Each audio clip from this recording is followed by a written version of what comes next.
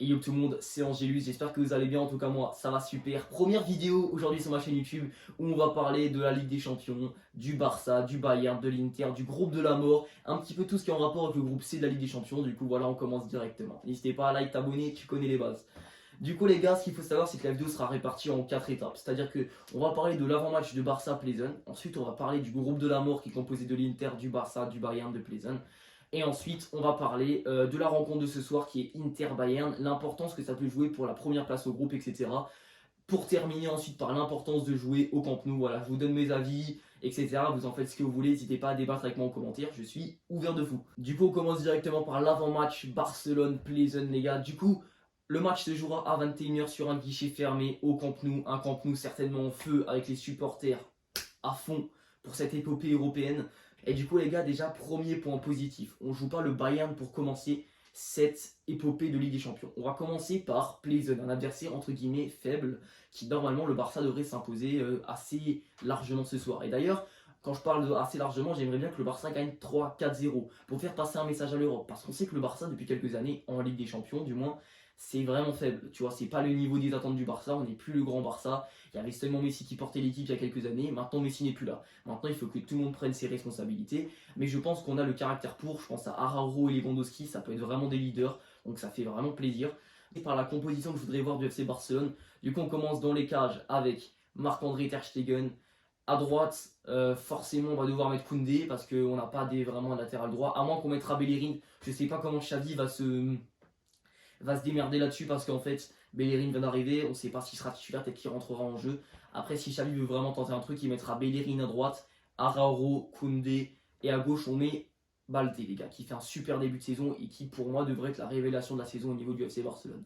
Au milieu de terrain, ça se complique, les gars, mais moi, je verrais bien, les gars, un petit Pedri, Gavi, et en 6, Frenkie de Jong. Ou alors, on met Pedri, Frenkie de Jong en 8 et on mettrait tout simplement en 6 Busquets.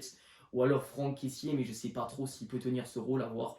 Je verrai plus Busquets. Je pense que Busquets sera titulaire ce soir. Gavi, je ne suis pas sûr. Je verrai plus Frenkie de Jong titulaire. Après, les gars, ça, c'est des choix de chacun, ses préférences, etc. En attaque, je pense que ça bouge pas, on est d'accord. On met Dembélé à droite ou à gauche. On met Rafinha à droite ou à gauche. Et on met Lewandowski en pointe.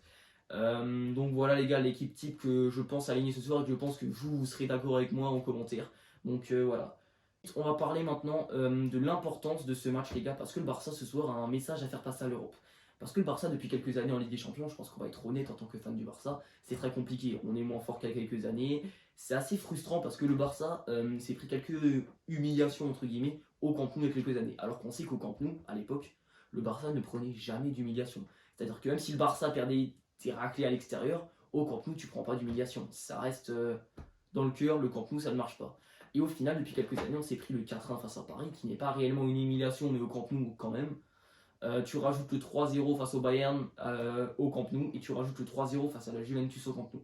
Donc c'est 3 matchs, les gars, entre guillemets, que le Barça n'a pas le droit de se prendre des humiliations, surtout à domicile, tu vois ce que je veux dire. Et du coup, le match de ce soir est impératif pour faire passer un message à l'Europe et au Bayern. Si le Barça ce soir fait match nul ou s'impose 1-0, le Bayern, l'Inter, ils vont se dire il y a quelque chose à faire. Alors que si ce soir le Barça s'impose directement par 5-0 en proposant un football merveilleux, je peux vous assurer que le Bayern, avec un 5-0, même si le Barça a les 5-0 seulement à Plzen, entre guillemets, le Bayern va se poser des questions. Et moi, croyez-moi que le Bayern, déjà là, se pose des questions. Le Bayern ne se dit pas, c'est le Barça d'il y a un an, on va de nouveau les taper tranquille. Le Bayern, là, je suis sûr qu'ils sont pas sereins. Après, ça reste mon avis, on verra bien. Donc, l'important de ce soir, c'est de passer un message à toute l'Europe en s'imposant avec un gros score et surtout de faire passer un message à l'Inter et au Bayern. Donc voilà les gars, j'ai pas grand chose à dire de plus sur ce match de Barça-Pleasant parce qu'on est sur le premier match de Ligue des Champions, etc. Au niveau du classement, il n'y a rien, tout le monde est à 0 points, on verra demain. Donc voilà. Maintenant, on va parler du groupe de la mort du FC Barcelone parce que, on va pas se mentir, on est vraiment tombé entre guillemets dans un des pires groupes possibles. Donc le Barça, malheureusement, s'est pris le Bayern et s'est pris l'Inter. Donc entre guillemets, là dans ce groupe, il y a 3 équipes qui prétendent à la qualification en 8ème. Donc déjà, quand le tirage a été tiré, je n'étais pas serein, je me suis dit merde, c'est un peu chiant. Mais je me disais pas qu'on allait se faire éliminer, tu vois. Mais maintenant que le championnat a commencé, on voit que l'Inter de Milan n'est pas au niveau. On voit que le Bayern vient de faire 2 matchs nuls d'affilée. Ils ont fait match nul face à l'Union de Berlin et le Borussia Mönchengladbach, je crois un truc comme ça, les gars. Du coup, ils sont pas en confiance, le Bayern Munich. Et ce groupe de Ligue des Champions m'amène donc à parler de ce match de ce soir entre le Bayern et l'Inter de Milan. Il n'est pas anodin ce match parce que ce match peut avoir un réel impact sur la suite de la compétition pour le Barça. Imaginons que le Bayern s'impose. Le Bayern met direct la pression au Barça et direct égalité au niveau des points. Mais moi je vais partir d'un principe entre guillemets mieux pour nous. Le Bayern est tenu en échec ce soir. Fait 1-1 face à l'Inter. Si le Bayern est tenu en échec et fait 1-1, on est d'accord que l'Inter a 1 point, le Bayern a 1 point. Et du coup le Barça commence avec une confiance en Ligue des Champions.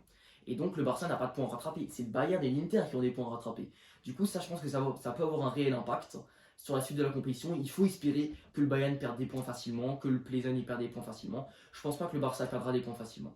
Et ça m'amène donc à parler du dernier point de la vidéo, le Camp Nou, comparé à l'Allianz Arena ou le San Siro. Le Camp Nou, les gars, honnêtement, c'est un stade tellement emblématique que le Barça, techniquement, ne perd jamais là-bas. Le Barça au Camp Nou, même un mauvais Barça s'impose normalement. Après, il y a eu des exceptions ces dernières années. Je pense au match face à la Juventus, le 3-0. Je pense au match face au Bayern, le 3-0 match de poule. Après, les gars, ça, c'était des Barça malades. Il faut être honnête. Le Barça, il y a quelques années, l'année dernière, il y a 2 ans, c'était un Barça malade. Il y avait Messi qui était seul, les gars. Il pouvait rien faire. Maintenant que Messi est parti, il faut que l'équipe, que tous les joueurs prennent leurs responsabilités. Et étant donné qu'on a Ronaldo Araujo et Lewandowski, je pense que ces responsabilités seront largement prises et que le mental de l'équipe va mieux. Donc c'est plutôt cool. Ensuite, je pense en toute honnêteté que le Barça a plus de chances de gagner à Munich que le Bayern a plus de chances de gagner à Barcelone. Vous voyez ce que je veux dire? Ça, c'est plutôt psychologique. Et voilà, c'est mon avis. Je pense que le Barça, si tout se déroule bien, devrait terminer premier de sa poule. J'ai du mal à expliquer, les gars. Je pense que vous comprenez ce que je veux dire. C'est mentalement, etc. Que le Barça devrait tout simplement terminer premier de sa poule. Voilà. Du coup, les gars, j'espère que vous avez kiffé la vidéo. N'hésitez pas à vous abonner. N'hésitez pas à me dire votre pronostic en commentaire pour le Barça Plzen de ce soir. Et on en reparlera la semaine prochaine pour le prochain match du Barça en Ligue des Champions. Du coup, n'hésitez pas à liker, vous abonner, tu connais les bases. Ciao.